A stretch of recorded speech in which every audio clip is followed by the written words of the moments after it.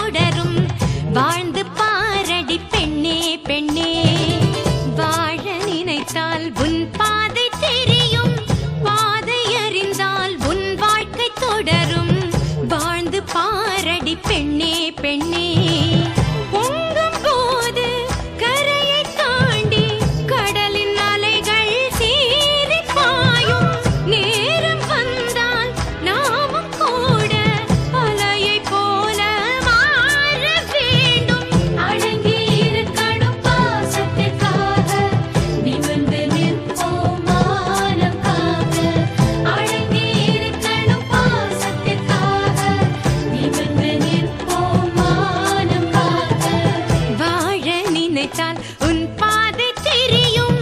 பாதை அறிந்தால் உன் வாழ்க்கை தொடரும். வாழ்ந்து பாரடி பெண்ணே பெண்ணே. காலகாலமாய் காற்றுக்கு வேலி ஓடலாகுமா மாற்றடி தோழி.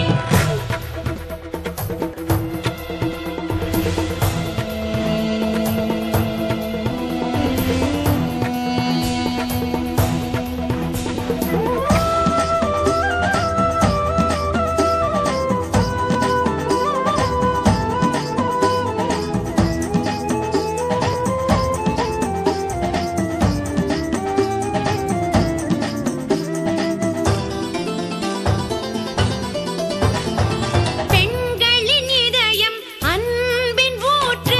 கண்களின் வழியே அன்பை காட்டு. தோளின் மீது ஏறும் சுமைகள் யாவும் தாங்கும் பலம் வருமே. ஒவ்வொரு உறவும் உன்னை ஏற்று உன் வழி நடந்திடும் பண்பை ஊட்டு. வாழும் வாழ்க்கை வேதமாகும். வானம் பூமி வசப்படுமே. உண்மையும் பெண்மையும் தோற்பதில்லை. தோற்கும் போது அதை எதிர்த்திடு நீ. உண்மையும் பெண்மையும் தோற்பதில்லை. தோற்கும் போது அதை எதிர்த்திடு நீ. பாவம் பார்த்தால் நியாயமில்லை. பூவும் முள்ளாக மாற வேண்டும். அடங்கி இருக்கணும் பாசத்திற்காக, நிமிர்ந்து நிற்போம் மானம் காக்க. வாழ நினைத்தால் உன் பாதை தெரியும். பாதை அறிந்தால் உன் வாழ்க்கை தொடரும். வாழ்ந்து பாரடி பெண்ணே பெண்ணே. பொங்கும் போது கரையை தாண்டி கடலின் அலைகள் சீறி பாயும். நேரம் வந்தால் நாமும் கூட அலையை போல மாற வேண்டும். அடங்கி இருக்கணும் பாசத்திற்காக, நிமிர்ந்து நிற்போம் மானம் காக்க. அடங்கி இருக்கணும் பாசத்திற்காக, நிமிர்ந்து நிற்போம் மானம் காக்க.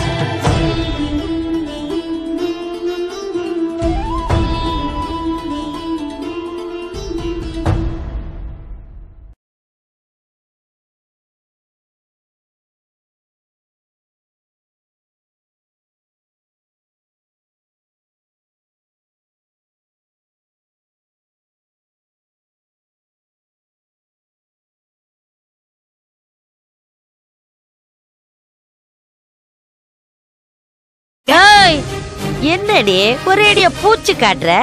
இந்த உட்டாலங்கடி வேலைக்கெல்லாம் இந்த சின்ன பொண்ணு பயப்பட மாட்டா. இந்த பார், என் பையனுக்கு 1 இல்ல 2 இல்ல 1000 கல்யாணம் பண்ணி வைப்ப. அத கேட்க நீ யாருடி?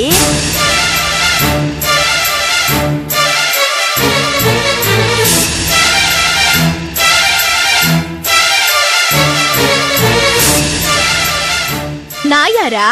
நான் யாருன்னு காட்டுறேன். ஏய் மாலதி, நந்தினியை இங்க இருந்து போ சொல்லு. இல்ல நீ இந்த வீட்டை விட்டு போக வேண்டியது இருக்கும்.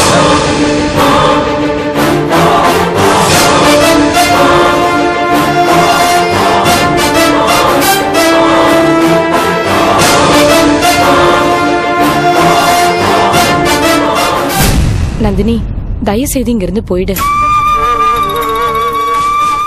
இது என் வீடு. இவர் ஏன் புருஷன், என் மாமியார். என் வாழ்க்கையை நான் பாத்துக்கிறேன். இதுல நீ தலையிட வேண்டாம் நந்தினி. என் கதை என்னோட போகட்டும். இங்க நடந்தது எதுவும் வீட்டுக்கு தெரிய வேணாம். ஏங்கா நீ இன்னும் இப்படியே இருக்க? அதனாலதான் எல்லாரும் உன் தலையில மிளகா அரைக்கிறாங்க. இவங்க எல்லாரையும் என்ன பண்ணணும்னு எனக்கு தெரியும். நான் பாத்துக்கிறேன். கிளம்புறேன். போடி என் நெத்திலி கருவாடு வந்துட்டா. அக்காவுக்கு வக்காலத்து வாங்க ஜால்டா அடிச்சிட்டு போறா. இந்த பாரு, நானே தஞ்சாவூர் தவுளு. இவ ஒத்து ஊதறதுக்கா நான் பயப்பட போறேன்?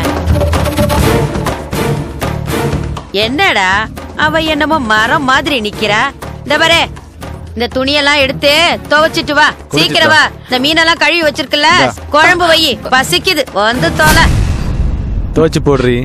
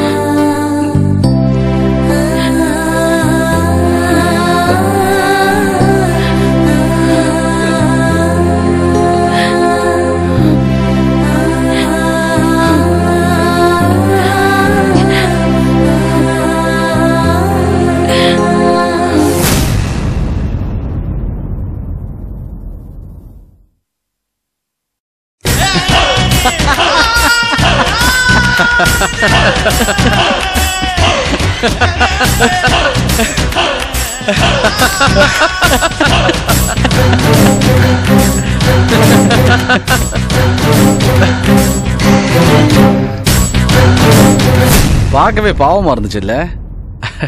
ரொம்ப நாளைக்கு அப்புறம் திரும்பி ஒரு உணவை எதிர்பார்த்திருக்கவே மாட்டா. ஆமாண்ணே, உன்னை பார்த்துட்டு அவ அப்படியே ஆடி போயிட்டால. அவ யார் அந்த சின்ன பொண்ணு? அவ தங்கச்சியா? ஆமா. ஆனா அவனை யாருன்னு தெரியாம ரொம்ப பேசிட்டால. விடுறா, அவளுக்கு அம்பு அப்புறம் விட்டுக்கலாம். இப்போதைக்கு கல்யாணி கதையை முடிப்போம். தாலி கட்டின அடுத்த நிமிஷம் நான் உன் கழுத்துல கைய போடுவேன். அப்பதான் நீ என் தம்பின்ற விஷயமா அவளுக்கு தெரியும். கரெக்ட். நம்ம அப்பாவை கொண்டவள இந்த வீட்டுக்கு கூட்டிட்டு வந்து அவளை தினம் தினம் சித்திரவதை பண்ணணும். அப்பதானே என்னுடைய கோபம் தீரும். ஏய், அது வரைக்கும் நீ கேர்ஃபுல்லா இரு. உண்மை தெரிஞ்சிட போது. கண்டிப்பா தெரியாதுண்ணே. என்னை பத்தி யார் என்ன சொன்னாலும் அந்த வீட்டுல நம்ப மாட்டாங்க. அவ்வளவு ஏன்னு என்ன கடவுளுடைய மறு உருவமாவே அவன் நம்ப ஆரம்பிச்சிட்டாங்க. என்னங்க இது தப்புங்க. பெண் பாவம் பொல்லாதது. அவளை பழி வாங்கணும்னு இவ்வளவு பெரிய பாவத்தை பண்ணாதீங்க. அண்ணி, அந்த கல்யாணியால எங்க அப்பா இறந்திருக்காரு. தெரியும், ஆனா உங்க அப்பாவும் தப்பு பண்ணிருக்காருல்ல. ஏய், வேலையை பார்த்துட்டு போடி. இல்லீங்க, இது என்னோட குடும்பம். இந்த குடும்பம் மேலும் மேலும் கெட்டு போக கூடாதுன்னு எனக்கு என்ன வராதா? அதுக்காக தான் சொல்றேன். தப்பு மேல தப்பு தயவு செஞ்சு பண்ணாதீங்க. அண்ணே, அண்ணி நல்லவங்களா இருக்கனால தான் இவ்வளவு பிரச்சனையே. இவங்க வச்சு எப்படி குடும்பம் நடத்துறீங்க? அவங்க நம்ம வழிக்கு கொண்டு வர வேண்டியதானே? ஏய், இவ அப்படி திருந்தி ஓவர் நைட்ல ஏசுனதரா மாறுவான்னு எனக்கு அப்படி தெரியும். எங்க நீங்க பெரியவரு, நீங்க தான் உங்க தம்பிக்கு அட்வைஸ் பண்ணணும். ஆனா நீங்களே அவருக்கு ஒத்து கூடாதுங்க. நீங்க இத்தனை நாள் கல்யாணி பக்கம் திரும்பி கூட பாக்கலன்னு எவ்வளவு சந்தோஷமா இருந்தேன் தெரியுமா? அதே மாதிரி அந்த தேவி பக்கமும் நீங்க போகவே இல்ல. ஆனா இப்ப திரும்பவும் ஸ்டார்ட் பண்ணிட்டீங்களே, இது உங்களுக்கு நியாயமா இருக்கா? ஏய், எனக்கு நீ புத்திமதிலாம் சொல்லாத. எப்ப என்ன செய்யணும்ன்றது எனக்கு தெரியும். சரிங்க, கல்யாணியால உங்க அப்பா செத்தாரு, நீங்க மென்டலா சுத்துனீங்க. அதுக்காக அவளை பழி வாங்கணும், அதுவும் சரி. ஆனா அதுக்காக நீங்க எடுத்துக்கிட்ட ரூட் தப்புங்க.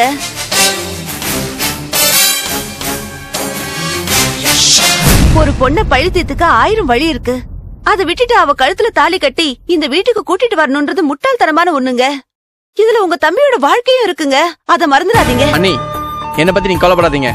அந்த கல்யாணம் இந்த வீட்டுக்கு வந்தா இந்த வீட்டு வேலைக்காரியா தான் இருப்பா. அப்புறம் எனக்கு பிடிச்சவன் நல்ல பொண்ணை பார்த்து நான் வேற ஒரு கல்யாணம் பண்ணி போறேன். இப்படி எல்லாம் கனவு காணாதீங்க. ஒரு பொண்ணு நினைச்சா என்ன வேணும்னாலும் செய்யலாம். நீங்க அவகிட்ட மாட்டிட்டு ரொம்ப கஷ்டப்பட போறீங்க. போடா, அதெல்லாம் நாங்க பாத்துக்கிறோம். இந்த வீட்டு கல்யாணி தான் மருமகளா வரப்போறா. அதை நீயே வெயிட் பண்ணி பாரு. அண்ணே, அதுக்கு முன்னாடி நம்ம வீட்டுக்கு ஒரு முக்கியமான விஐபி வர போறாங்க. யாரா? நான் இப்ப சொல்ல மாட்டேனே. அவங்க வந்த உடனே நீயே தெரிஞ்சுப்பீங்க. தம்பி, புதிர் போடாதீங்க. உண்மையை சொன்னீங்கன்னா வரப்போறவங்க நல்லவங்களா கெட்டவங்களான்னு தெரிஞ்சுக்கலாம்ல. கண்டிப்பா அவங்க நல்லவங்க கிடையாது. நீ யாரு? நீலா, நீலாம்பரி.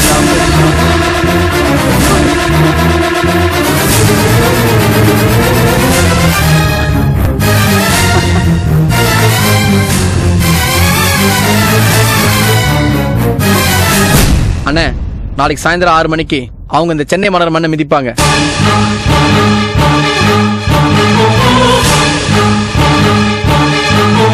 கல்யாணி நம்மளே சமாளிக்க முடியாது. இதுல நீலாம்பரி வேறவா? சட்னியாக போறோம். அண்ணே, நீலாம்பரி கிட்ட இதை பத்தி சொன்ன உடனே அவங்க அப்படியே துடிச்சு போயிட்டாங்கண்ணே. அவங்க எரிமலையை குமரிக்கிட்டு இருக்காங்க. அவங்க வந்த பிறகு தெரியும் பாருங்க. அந்த எரிமலையில அந்த கல்யாணி மாட்டி அப்படியே சாம்பலா போறாங்க.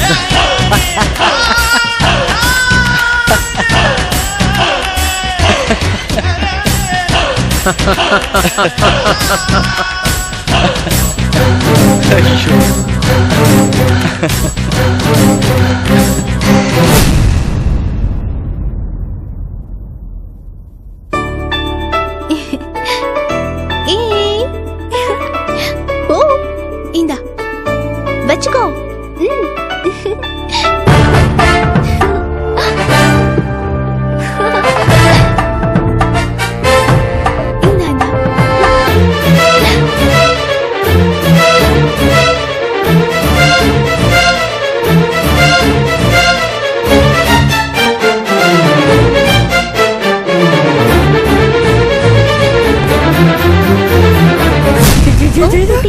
புஜுக்குட்டி, என்ன பண்ற? விளையாடுறியா? அடி உழுவுது பாரு. டாடா, அப்பா ஆபீஸ் போயிட்டு வரேன். ரேணு, குழந்தைய பத்திரமா பாத்துக்க. சரிங்க மாமா. நில்லுங்க.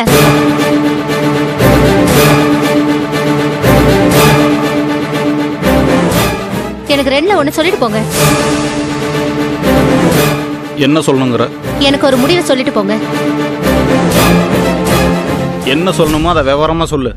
இதுங்க 3 பேரும் இந்த வீட்ல இருக்கிறது எனக்கு பிடிக்கல. அதான் எனக்கு தெரியுமே. தெரிஞ்ச என்ன பிரயோஜனம்? என் பேச்சுக்கு என்ன மரியாதை கொடுத்திருக்கீங்க நீங்க? உன் பேச்சுல நியாயம் இருந்தா கண்டிப்பா நான் மரியாதை கொடுப்பேன். இந்த 3 குழந்தைங்களை வீட்டை விட்டு அனுப்புன்னு சொல்றியே, இதுல என்ன நியாயம் இருக்கு? என்ன பொறுத்த வரைக்கும் நான் பேசுறது நியாயம்தான். இங்க பாருங்க, இவங்க 3 பேரும் இங்க இருக்கவே கூடாது. அப்படி இருந்தாங்கன்னா என் வயித்துல வளர்ற என் குழந்தைய அபார்ஷன் பண்ணிடுவேன்.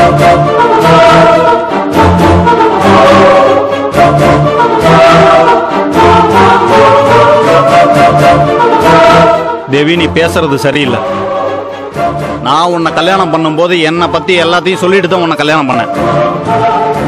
அப்ப எல்லாம் தலையாட்டிட்டு இப்போ இவங்க 3 பேத்தையும் வெளியில போன்னு சொன்னா எப்படி? கொஞ்சம் நினைச்சு பாரு. எது சரி எது தப்பு அத பத்தி எல்லாம் எனக்கு கவலை இல்ல. எனக்கு என் வயித்துல வளர என் குழந்தை மட்டும் தான் முக்கியம். நீ திருந்தவே மாட்டியா? உனக்கே அந்த கெட்ட எண்ணம். இந்த குழந்தைங்க உன்னை என்ன கெடுதல் பண்ணிச்சு?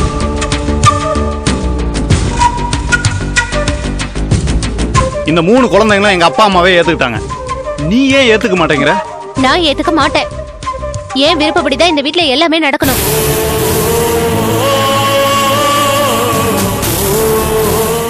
அது முடியாது தேவி. உன் என்ன நிறைவேறாது. சரி, உங்க குழந்தை மட்டும் இங்க இருக்கட்டும். இவங்க 2 பேரையும் அனாதை ஆசிரமத்துக்கு அனுப்பிடுங்க. என்னால் முடியாது தேவி. ஏன்னா இவங்க 2 பேர்த்தையும் காப்பாத்தி கரை சேர்த்துறதா என் பொண்டாட்டிக்கிட்ட சத்தியம் பண்ணி கொடுத்துருக்கேன்.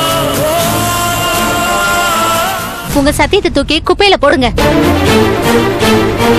இவங்க 2 பேரும் இந்த வீட்டை விட்டு வெளியில போயே ஆகணும்.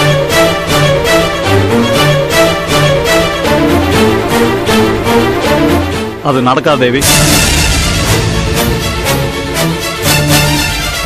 இவங்க 3 பேர்த்தையும் வீட்டை விட்டு அனுப்புன்னு சொல்றியே, நான் உன்னை இந்த வீட்டை விட்டு அனுப்பிச்சு விடுறதுக்கு எவ்வளவு நேரம் ஆகும்னு யோசிச்சு பாரு.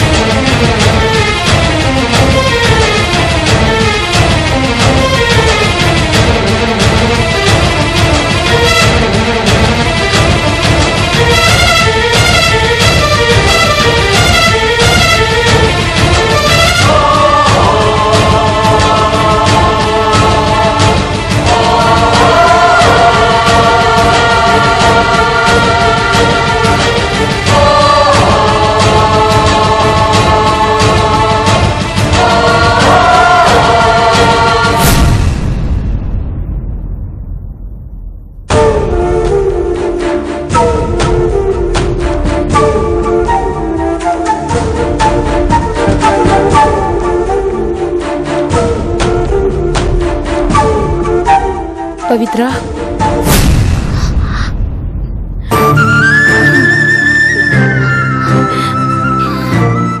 என்ன மாலதி, ஏன் ஒரு மாதிரியா இருக்க?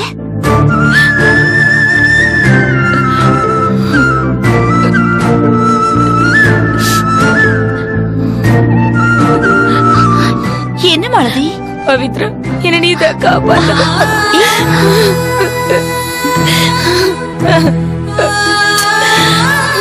இங்க பாரு, அழுத நிறுத்து, அழாத. நான் தான் இருக்கல, கவலைப்படாத. என்ன ஆச்சுன்னு சொல்லு. என் வீட்டுல என் மாமியாரும் என் வீட்டுக்காரரும் சேர்ந்து என் வாழ்க்கை சீரழிக்க பாக்குறாங்க பவித்ரா. ஐயோ, முதல்ல அழுத நிறுத்து. என்ன சொல்ற நீ? பவித்ரா, என் வீட்டுக்கு சித்ரான்னு ஒரு உறவுக்கார பொண்ணு வந்திருக்கா. அவதான் எல்லா விஷயத்துக்கும் காரணம். சித்ராவா? யாரவ? என் வீட்டுக்காரருக்கு ஒரு பொண்ணு. அவ எதுக்கு அங்க வந்தா? அவ டிகிரி படிச்சிருக்கா. அவளுக்கு இந்த ஊர்ல வேலை கிடைச்சிருக்கு. அதான் சொந்த கொண்டாடிட்டு எங்க வீட்டுக்கே வந்துட்டா. சரி, அவளால உனக்கு என்ன பிரச்சனை? அவதான் பிரச்சனை. அவளதான் முதல்ல என் வீட்டுக்காரருக்கு கல்யாணம் பண்றதா இருந்தாங்களா. ஆனா நான் அவளை விட வசதியான வீட்டு பொண்ணுங்கிறதுனால என்ன கல்யாணம் பண்ணி வச்சுட்டாங்க.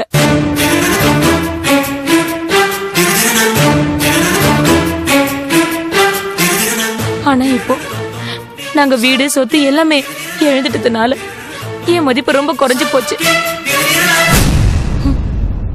இப்போ என் வீட்டுக்கு வந்திருக்கிற சித்ராவோட அப்பா ரியல் எஸ்டேட் பிசினஸ்ல பெரிய கோடீஸ்வரன் ஆயிட்டாரு. என்ன ஓரம் கட்டிட்டு அந்த சித்ராவை என் வீட்டுக்காரருக்கு கல்யாணம் பண்ணி வைக்க சதி நடக்குது பவித்ரா.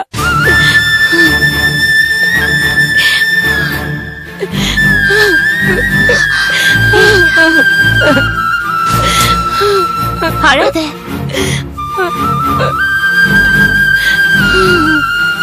இது யாரோட விருப்பம்? உன் மாமியாரோடதா இல்ல உன் புருஷனோடதா? ரெண்டு பேரும் சேர்ந்துதான் சதி பண்றாங்க பவித்ரா. என் வாழ்க்கையை பறி போயிடும் போல இருக்கு பவித்ரா. நீதான் எப்படியாவது. நீ கவலைப்படாத மாலதி, அவங்க முயற்சி பலிக்காத. இந்த கல்யாணம் நடக்க நான் விட மாட்டேன். நீ தைரியமா இரு. ரொம்ப தேங்க்ஸ் பவித்ரா. ஏய், நீ எதுக்கு இங்க வந்து என் பொண்டாட்டி கிட்ட நீலி கண்ணீர் வடிச்சுக்கிட்டு இருக்க?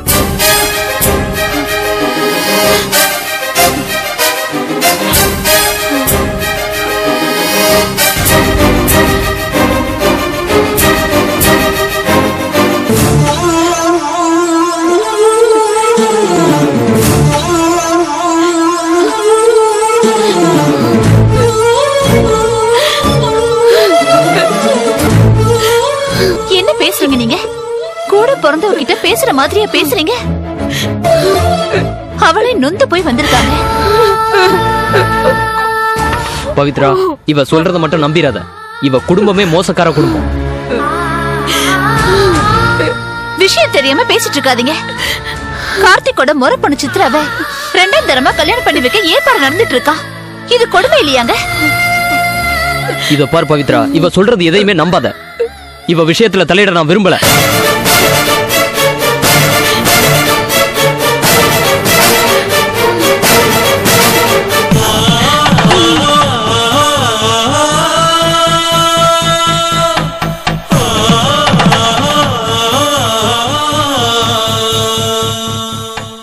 வாழ நினைத்தால் உன் பாதை தெரியும், பாதை அறிந்தால் உன் வாழ்க்கை தொடரும்.